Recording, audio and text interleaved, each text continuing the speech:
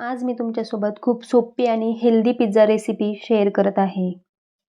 तुम्ही या पिझ्झाचा बेस बघू शकता, याची टॉपिंग बघू शकता. खूप चीझी आणि सॉफ्ट असा हा पिझ्झा बनून तयार होतो. मुलांना नेहमीचा तोच अनहेल्दी मैद्याचा पिझ्झा द्यायचा नसेल, तर हा मूग डाळीचा पिझ्झा खूप परफेक्ट ऑप्शन आहे. ही रेसिपी करायला खूप सोपी आहे. तव्यावर होते, 15 मिनिटांमध्ये बनवून तयार होते. तर त्यासाठी तुम्ही हा व्हिडिओ शेवटपर्यंत नक्की बघा. मूग डाळीचा पिझ्झा बनवायचा आहे, त्यासाठी इथे मी 1 वाटी बिना सालाची मूग डाळ घेतलेली आहे. आता आपल्याला ही मूग डाळ 2 ते 3 पाण्याने स्वच्छ धुवून घ्यायची आहे. मूग डाळ स्वच्छ धुवून झाली की यामध्ये आपण मूग डाळ बुडून पाणी वरती येईल एवढं पाणी घालून घ्यायचं आहे. इथे आपल्याला ही मूग डाळ 1 ते 1.5 तासासाठी भिजवून घ्यायची आहे. मूग डाळ भिजायला जास्त वेळ लागत नाही, त्यासाठी तुम्ही ही मूग डाळ गरम पाण्यामध्येही भिजवून घेऊ शकता. 20 मिनिटांमध्येही ही मूग डाळ भिजून तयार होते. मूग डाळ भिजते आहे तोपर्यंत आपण बाकीची तयारी करून घेऊया. तर इथे मी एका कढईमध्ये अर्धा चमचा तेल घालून घेतलेलं आहे. आता हे तेल चांगलं गरम झालं की यामध्ये मी एक मीडियम साईजचा डाईसमध्ये कट केलेला कांदा घालून घेते आहे. यानंतर एक मीडियम साईजचा अर्धा टोमॅटो असा चौकोनी आकारामध्ये कट करून घालून घेतलेला आहे. यानंतर अर्धी शिमला मिरची आणि थोडेसे स्वीट कॉर्न्स घालून घेतलेले आहे. आता आपल्याला या भाज्या 1 मिनिटासाठी हाय फ्लेमवरती परतवून घ्यायच्या आहे. भाज्या 1 मिनिटभर परतवून झाल्या की यामध्ये मी पिझ्झा सीझनिंग घालून घेते आहे. आपल्याला हा पिझ्झा मिक्स कुठल्याही किराणा शॉपमध्ये इझिली मिळतो.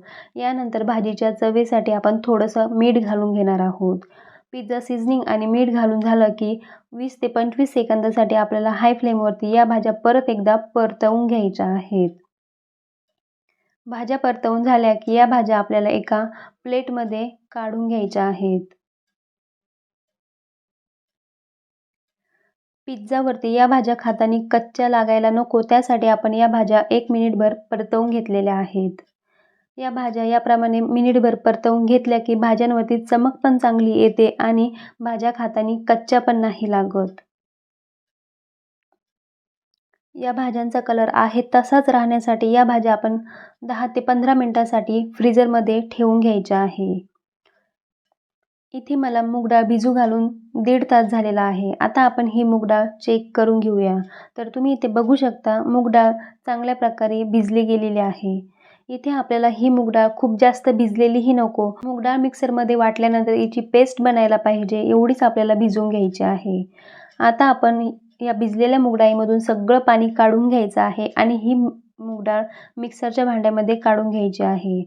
मूग डाळ मिक्सरच्या भांड्यामध्ये काढत असताना आपल्याला यामध्ये पाणी घ्यायचं नाही. मिक्सरच्या भांड्यामध्ये काढून घेतल्यानंतर आपल्याला यामध्ये 1 हिरवी मिरची आणि आल्याचा तुकडा घालून घ्यायचा आहे. यानंतर यामध्ये आपल्याला चवीनुसार मीठ घालून ही मूग डाळ मिक्सरला लावून अगदी बारीक पेस्ट वाटून घ्यायची आहे. तुम्ही इथे बघू शकता आपल्याला अगदी याप्रमाणे बारीक पेस्ट बनवून घ्यायची आहे. याचप्रमाणे आपल्याला उरलेली मूग डाळ पण वाटून घ्यायची आहे. पण उरलेली मूग डाळ वाटताना आपण त्यामध्ये मिरची आणि आलं घालायचं नाही. इथे सगळी मूग डाळ वाटून झालेली आहे. आता आपण पिझ्झा बनवायला घेऊया. पिझ्झा बनवण्यासाठी इथे आपल्याला तव्यावरती अर्धा चमचा तेल घालून घ्यायचं आहे आणि हे तेल सगळ्या तव्यावरती असं पसरवून घ्यायचं आहे. तवा चांगला गरम झाला की यावरती आपण थोडं पाणी शिंपडवून घ्यायचं आहे आणि या प्रकारे कपड्याने आपण हे सगळं पाणी पुसून घेणार आहोत. यानंतर आपल्याला यावरती तयार केलेलं बॅटर घालून घ्यायचं आहे. तव्यावरती पाणी शिंपडवून घेण्याचं कारण हेच की तव्याचं सगळं टेम्परेचर मेंटेन राहतं आणि आपण जेव्हा यावरती हे बॅटर स्प्रेड करू तेव्हा ते चमच्यालाही चिकटत नाही आणि तव्यावरती त्याचा गोळाही बनत नाही. तव्यावरती बॅटर घालून झालं की तुम्ही इथे बघू शकता याप्रमाणे आपल्याला चमच्याने हे बॅटर गोलाकार फिरवून एक पिझ्झाचा बेस बनवून घ्यायचा आहे. अगदी मीडियम साईजच्या पोळीच्या आकाराचा आपण हा पिझ्झा बेस बनवून घेणार आहोत. पिझ्झासाठीचं हे बॅटर स्प्रेड करताना आपल्याला या बॅटरची थिकनेस थोडी जाडच ठेवायची आहे. आपण इथे हे बॅटर थोडं जाड थिकनेसचं ठेवलं तर ते शिजल्यानंतर थोडं पातळ होतं. जर इथे आपण मैद्याचा बेस वापरला असता तर तो मैदा शिजल्यानंतर थोडा जाड होतो. बॅटर स्प्रेड करून झालं की इथे आपण थोडंसं तेल घालून घ्यायचं आहे. नाही घातलं तरीही चालतं. आता आपल्याला ही सगळी प्रोसेस करत असताना गॅसची फ्लेम खूप कमी ठेवायची आहे.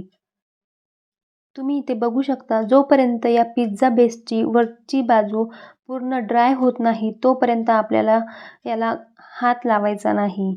जेव्हा हात लावल्यानंतर वरची बाजू पूर्ण कोरडी लागेल किंवा बोटाला चिकटून येणार नाही तोपर्यंत आपण याला अजिबातच हलवायचं नाही. जेव्हा हा पिझ्झा बेस वरतून पूर्ण ड्राय होईल तेव्हाच आपल्याला याला उलटवून घ्यायचं आहे. तुम्ही इथे बघू शकता, वरतून पूर्ण ड्राय झाल्यानंतर आपण जेव्हा हा उलटवू तेव्हा अगदी अलगद हा पिझ्झा बेस निघून येतो. कुठेही चिकटत नाही किंवा तुटतही नाही. तर तुम्ही इथे बघू शकता पिझ्झा बेसला खालच्या साईडने अगदी छान रंगही आलेला आहे आणि खरपूस असा हा पिझ्झा बेस भाजून तयार झालेला आहे.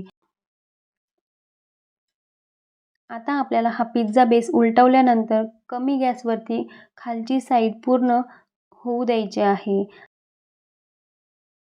जोपर्यंत आपण या पिझ्झाची पूर्ण टॉपिंग करू तोपर्यंत खालचा बेस पूर्ण छान खरपूस भाजून तयार होतो. आता आपण पिझ्झाची टॉपिंग करायला घेऊया. तर पिझ्झाची टॉपिंग करण्यासाठी इथे मी 1.5 चमचा पिझ्झा सॉस घेते आहे.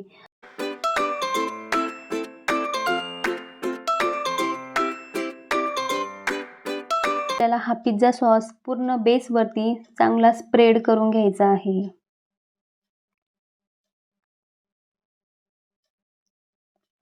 पिझ्झा सॉस पूर्ण बेसवरती चांगला लावून झाला की यावरती मी मोझरेला चीज घालून घेते आहे.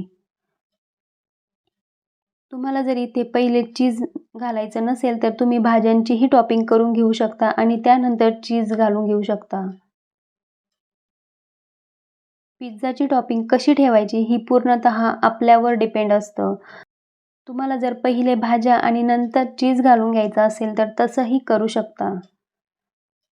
मी इथे या बेसवरती सगळीकडे चीज स्प्रेड करून घेतलेला आहे. यानंतर तयार केलेल्या भाज्या घालून घेते आहे.